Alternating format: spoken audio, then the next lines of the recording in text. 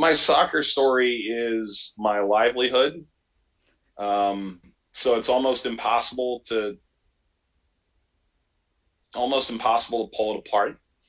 Um,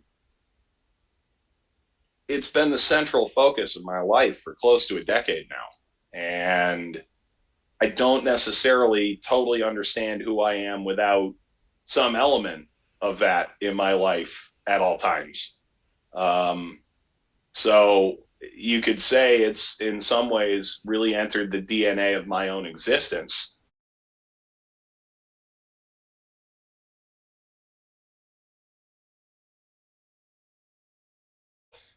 Didn't play at all. I mean, like played for Orange Slices when I was probably 5 or 6, but like there was no intent on making that like a career or being all that connected to the sport. And the reality was, when I was growing up in Ohio, it's more of a pro sports state. The crew hadn't been saved yet.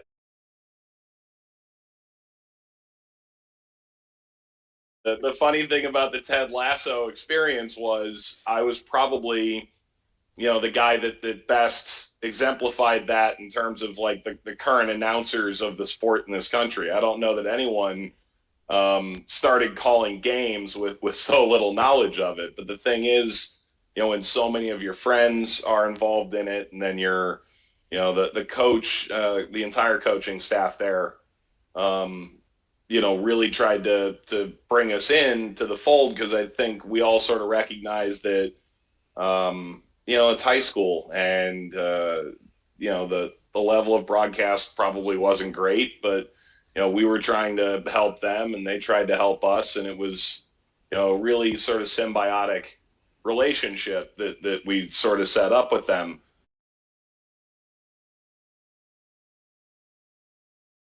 FUV, it was cool that they had access credentials for every team in the New York area. So I got assigned New York Red Bulls. I was going to 10 or 15 Red Bull games a year and sitting the press row there. And God bless them if they don't change it because the seats would probably be pretty valuable.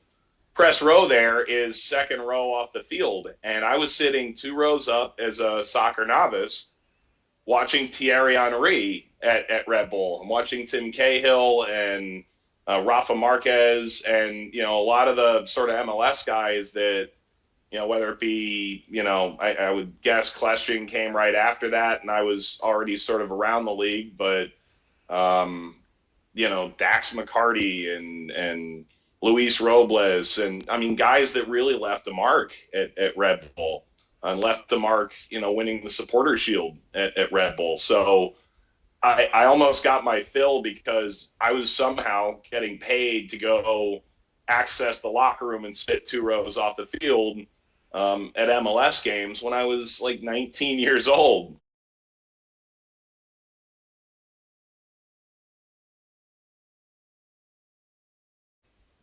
I I had a player at Arkansas that has since graduated recite a line from the Open from their last championship game in the SEC that I had said, and how that like affected her family, like how they heard that line, and like stuff like that is kind of absurdly cool to an extent. Like at the end of the day, there is a journalistic element of you're the first word on events big and small that you're covering because it's live, and it's cool that it's had that effect.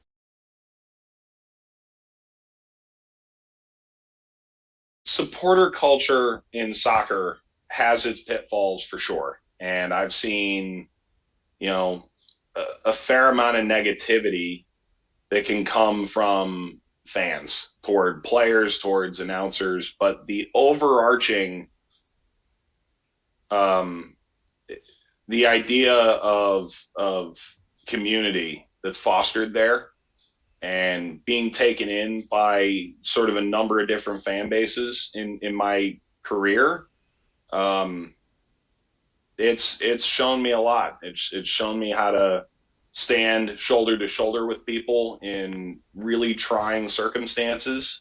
It's shown me how to support positively, even in tough times. That's something where all these all these sports have their unique nuances, but I don't know anything in another sport quite. Maybe it's more individualistic, or it's tough to describe. But in soccer, you band together as a community in support, as opposed to in a lot of cases supporting individually.